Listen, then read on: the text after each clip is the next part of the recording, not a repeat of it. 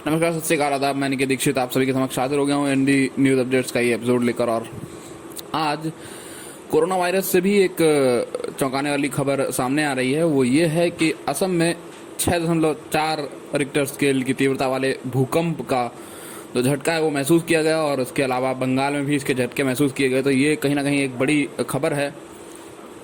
तो उम्मीद करेंगे अब आगे भूकंप का जो खतरा है वो ना रहे, और कहीं ना कहीं देश में जो कोरोना महामारी है उसके अलावा भी एक बड़ी आपदा सामने आई है।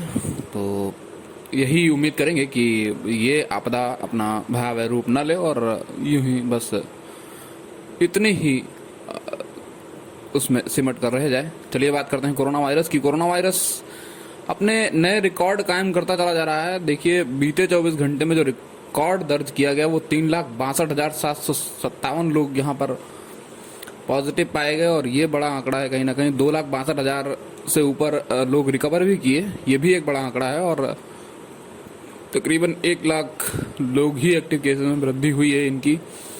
और कल बता दें आपको 67 से 68,000 लगभग लोगों ने वृद्धि की थी एक्टिव केसेस में, और ये कहीं ना कहीं बहुत तेज उछाल जो है वो दर्ज किया गया कोरोना वायरस के मामले में, जहाँ तक बात की जाए।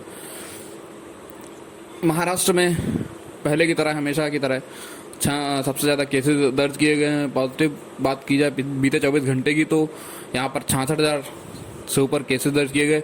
हालांकि 67,752 लोग रिकवर भी कर गए, लेकिन मौतों का जो आंकड़ा है वो निरंतर बढ़ता जा रहा है। 895 लोग यहाँ पर उनकी मृत्यु हो गई कोरोना वायरस के चलते।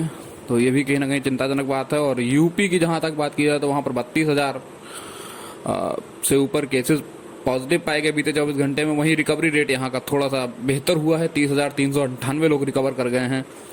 तो ये थोड़ी सी अच्छी बात है, और उम्मीद करेंगे रिकवरी रेट और ज़्यादा बढ़ेगा उत्तर प्रदेश का। तो यहाँ पर मौतों के मामले में बात की जाए तो 264 लोगों की मौत हुई है। और दिल्ली की अगर बात करें तो 24,149 लोग पॉजिटिव पाए गए और 17,862 लोग रिकवर कर गए। और वहीं अगर मौतों की बात की जाए तो 381 लोग जो है वो उनकी मौत हो गई कोरोना वायरस के चलते। वहीं अगर केरल और कर्नाटक की बात की जाए तो यहाँ पर कर्नाटक में 32,819 लोग और केरल में 31,830 लोग पॉजिटिव पाए गए बीते 24 घंटे में। ये भी एक बड़ा आंकड़ा है। तो चिंताजनक बातें हैं जो सामने आ रही हैं कोरोना वायरस से। खैर, जो भी है, बात कर लेते हैं आईपीएल की। कोरोना वायरस तो अपना कहर जो है बरपाता चला जा रहा है। तो आईपीएल में कल रोमांच से भरा मैच था, जहां पर रॉयल चैलेंजर्स बेंगलुरु ने दिल्ली कैपिटल्स को 1 रन के छोटे से अंतर से लेकिन हरा दिया। ये अंतर बड़ा भी हो सकता था। चलिए बात करते हैं क्यों। पहले बैटिंग की रॉयल चैलेंजर्स बेंगलोर ने टॉस हारकर, तो 2 परिवर्तन हुए।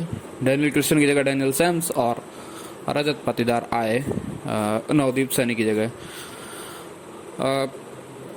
2 विकेट बहुत ही जल्दी गिर गए थे इनके। दरअसल 2 विकेट लगातार गेंदों पर गिरे थे। चौथे ओवर की आखिरी और 5वें ओवर की पहली गेंद पर विराट कोहली और देवदत्त पडिक्कल आउट हो गए। विराट कोहली ने 12 रन बनाए और देवदत्त पडिक्कल ने 17 रन बनाए। फिर उसके बाद रजत पाटीदार और ग्लेन मैक्सवेल ने कोशिश की पारी संभालने की। मैक्सवेल 20 गेंद पर 25 रन बनाकर आउट हुए। वहीं बात करें अगर रजत पाटीदार की तो उन्होंने अच्छा फॉर्म दिखाया और 22 गेंदों में 31 रन की पारी खेली। और फिर द एबी डिविलियर्स शो आया, जिन्होंने 42 गेंद पर 75 रन बनाए और आखिरी ओवर में उन्होंने 3 छक्के लगाते हुए 23 रन लूट लिए। कहते हैं मार्कस स्टोइनिस को ओवर दिया गया और मार्कस स्टोइनिस की जो कुटाई की उन्होंने, जैसा पिछली बार बेंगलोर के साथ हुआ था। हालांकि पिछली बार 37 रन लगे थे, वो भी फिलहाल उनके मेन गेंदबाज हर्षल पटेल पर, लेकिन कल ऐसा कुछ भी नहीं हुआ। 171 रन का स्कोर खड़ा किया बेंगलोर ने और 172 रन का लक्ष्य दिया दिल्ली कैपिटल्स को। शुरुआत बहुत बेकार हुई। शुरुआत में इनके विकेट्स गिरते रहे। पृथ्वी शॉ ने ज़्यादा कुछ किया नहीं। शिखर धवन को 6 रन पर आउट कर दिया गया। स्टीवन स्मिथ को 4 रन पर आउट किया। तो इस तरह दिल्ली की शुरुआत बहुत ज़्यादा अच्छी नहीं हुई। हर्षल पटेल ने 2 विकेट लिए, सिराज ने भी विकेट लिया, काइल जेमिसन ने भी विकेट लिया। 4 विकेट गिरे इनके। और पंत का भी कहीं ना कहीं मुझे लग रहा है कैच ड्रॉप हुआ था। और सिमरन हेटमायर का बड़ा ही आसान सा कैच जो देवदत्त पडिक्कल ने छोड़ दिया लॉन्ग ऑफ पर ही छुटा था, हाँ।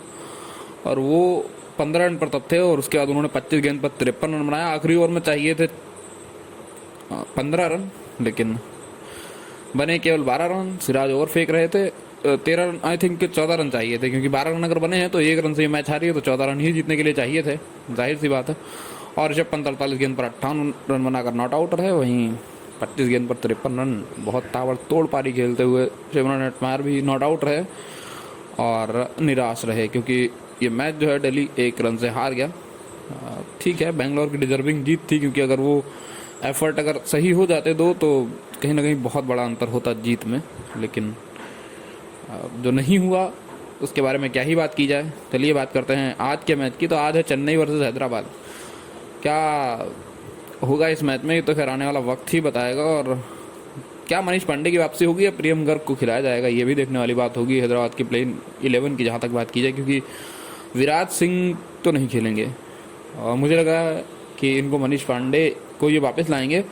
और अभिषेक शर्मा को अगर ये नहीं खिलाते हैं, या फिर अभिषेक शर्मा को खिलाते हुए मुझे लग रहा है विजय शंकर को ना खिलाकर इनको लेना चाहिए अपनी टीम में प्रियम गर्ग को, क्योंकि वो एक अच्छा बैटिंग ऑप्शन देते हैं। और बॉलिंग आपकी पहले से बहुत मजबूत है, इस पर कोई काम करने की ज़रूरत नहीं है, क्योंकि जो स्पिन डिपार्टमेंट है और फिर फास्ट बॉलिंग यूनिट है वो बड़ी तगड़ी दिखती है हैदराबाद की।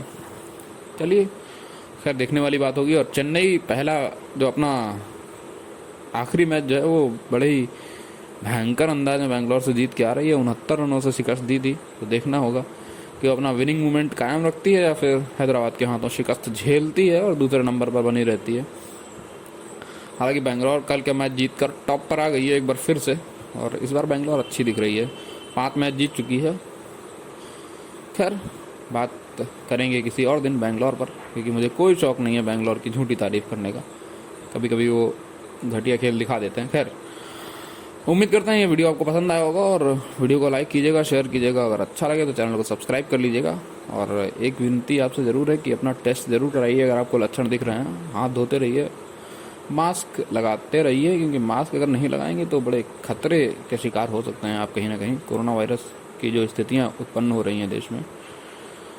तो फिलहाल मैं विदा लेता हूँ, नमस्कार।